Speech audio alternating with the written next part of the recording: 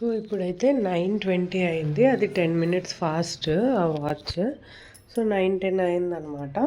So నేను మీకు చట్నీ ఎలా చేయాలో, నేను నా స్టైల్లో చట్నీ ఎలా చేస్తానో చూపిస్తాను చూడండి.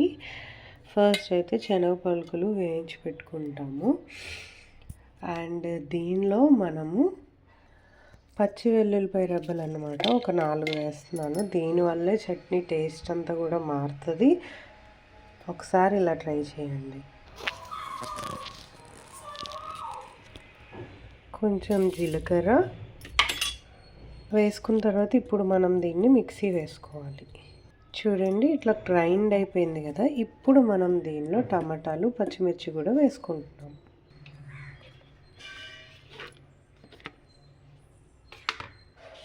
నాలుగు పచ్చిమిర్చి అలానే 2 టమాటో అన్నమాట ఇవి.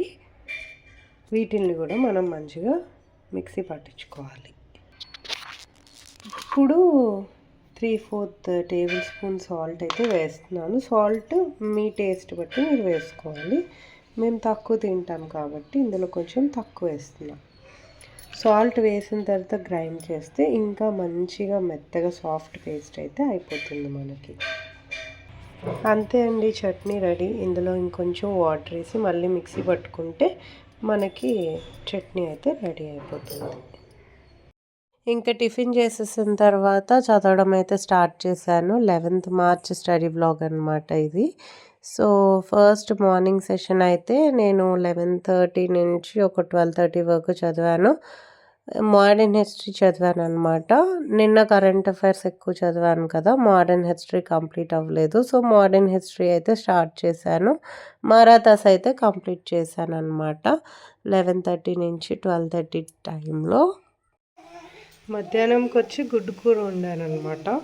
చారు వండాలి, ఇంకా చారు చేస్తున్నాను అనమాట. ఇది చింతపండు చారు. నెక్స్ట్ అన్నం కూడా అట్టెసరు పెట్టేశాను. ఇంకా మధ్యాహ్నం ఇదే అనమాట మా లంచ్.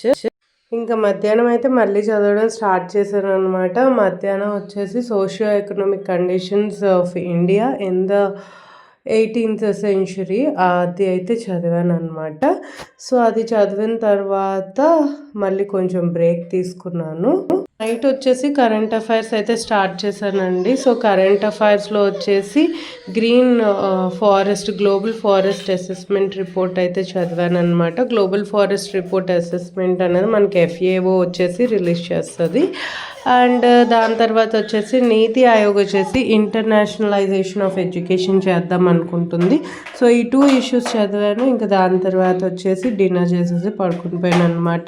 సో ఇది ఈరోజు అయితే నేను చదివాను. మీరేం చదివారు అన్నది నాతో కామెంట్ సెక్షన్లో షేర్ చేసుకోండి. అంతే video. By, have a nice day.